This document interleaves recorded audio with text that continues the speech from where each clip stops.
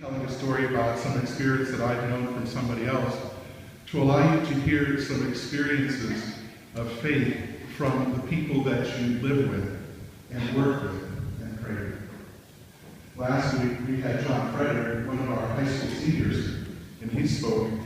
His witness, by the way, is on our website, so you can go on there and check it. And this week I've asked Dr. Mark Prybyle to come. We've heard Mark here different times talk about his mission in going down to Mexico. But so we wanted to bring him back and have him share something on the readings today. Mark, I don't know if everybody knows who you are, but if you'd introduce yourself to us and tell us a little about your family and some background and stuff. As Father said, I'm Mark Prybyle. I'm a dentist here in Wexford for about 32 years. My hands are still steady. I have a wife and 3 daughters, 20 through 28, and originally from Buffalo, New York. That's okay.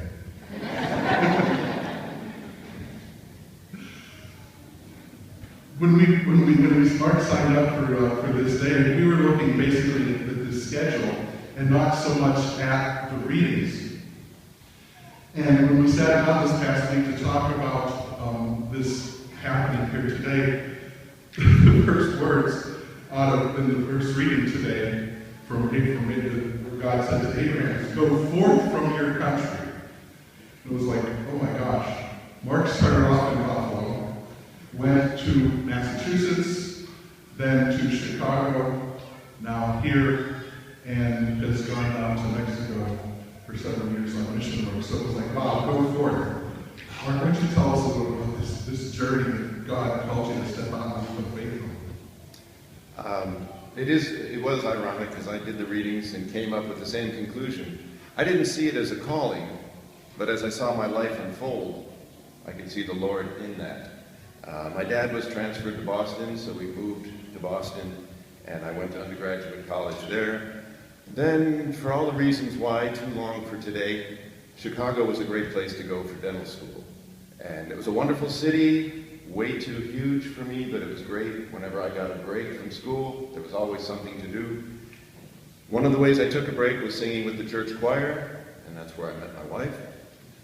And she was from Pittsburgh. So that's how, instead of journeying back to Buffalo, I ended up here. And I guess the calling in that was, eventually I met some people who convinced me that I should go down to Mexico and do some dental work. And I was nervous. I said, this is totally out of my comfort zone. I'm not evangelical. I don't know. Just do the dentistry. So I convinced my oldest daughter to go with me, sort of my security blanket and a good experience for us. And it was just an amazing experience. Kind of Father talks about this climbing the mountain for transfiguration. It was definitely a mountaintop experience. You're exhausted while you're there, but you're so spiritually filled that when you come home, you're on a high. So it was a great, and now we've done it 8 times, so they've been great experiences. When we were talking about this, the part from the gospel today, that Jesus took the disciples up a high mountain, there's a lot of work in climbing, and the mission trip doesn't just happen. And you were saying your times and kids, like, what am I doing all this detail work for? What's in it? What's the transformation, the transfiguration? How does God show himself to you in all of that gets you through those details? I'm still not sure on that one. I do, every time, our trip is in the fall this year, and I know that in the summer I'm going to have to start planning, and I really don't want to. It's kind of a pain in the neck. But I do it because I think I'm supposed to do it. We get to the trip, and I say, you know, I do dentistry all year long. I would just like to go on a mission trip and do construction, because there's a construction team that goes with us.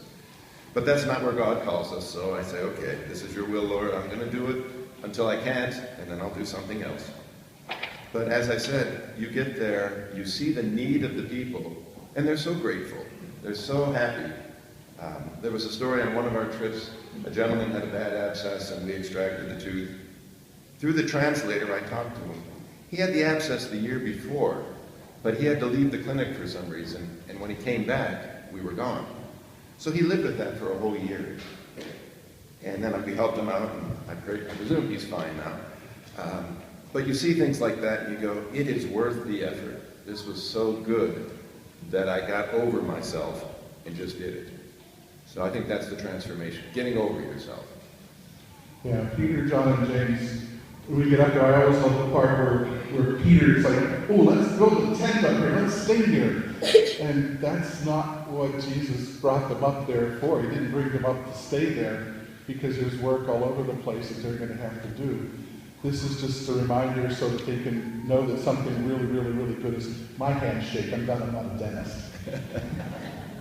Well, Father, that's exactly it. You come back regenerated, excited, and you carry that into your life.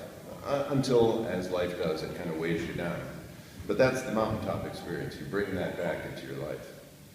Jesus wanted the disciples to have hope. Because after this, they head their way to Jerusalem. And we know how that story ends. And the disciples are dispersed.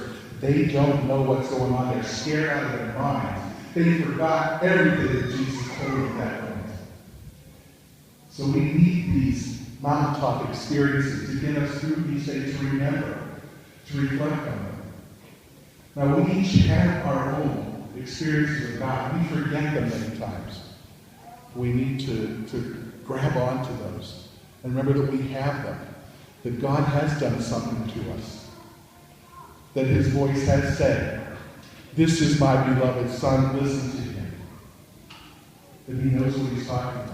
Abram, in the first reading, took on a leap of faith when God said, I'll make you the father of the nations. Abram never saw that. That happened way after his death. God fulfilled the promise, but he didn't see it. God fulfills the promise in us of eternal life. We're not going to see that on this side of heaven. But the promise still comes forth because we see what God has done in people's lives. You've had some other little perks along the way here. Two perks combined. One, he got to sing with Luciano Pavarotti, and he got to sing for the Holy Father in Chicago. How did that happen? Well, I will have my occasional beer, but I didn't say that was not the break that I took from dental school. Whenever I needed a break, I would sing. And there was an organization in Pittsburgh, or in Chicago, that I sang with downtown. And I knew the Pope was coming. This was back in the 80s when he was a relatively new Pope. And I'm Polish by heritage, and he's Polish, so I've got to meet this guy. But I didn't know how to take time off from school. And so I went to my rehearsal one night, and the manager of the group said, hey, Mark, we're getting together a little group. It's going to sing for the Pope in the evening sometime. I said, I'm there. And it was an evening. I didn't have to miss any classes. And there were about 6 or 8 of us. And oh, by the way, Luciano Pavarotti is going to be the main singer. You guys will be singing with him. I said, whoa, this is pretty good. So those were, and once again, refreshing, regenerating. I think I had to pull an all-nighter to catch up on my studies. But the high of being in that situation was great. It was a nice, sort of one of those happy prayers. How am I going to see this Pope? Well, not only did I see him in a field of 1 million people, I was in this church, and he was just, a little bit away from me. So that was very cool. Mark, thank you very much. You've given us some great examples of having to take risks and really having to rely on God. It's like for constructive ways to deal with stress and pressure and feel overwhelmed. Just to rely on him to step out in faith. Thank you very, very much for sharing with us today. Thank you.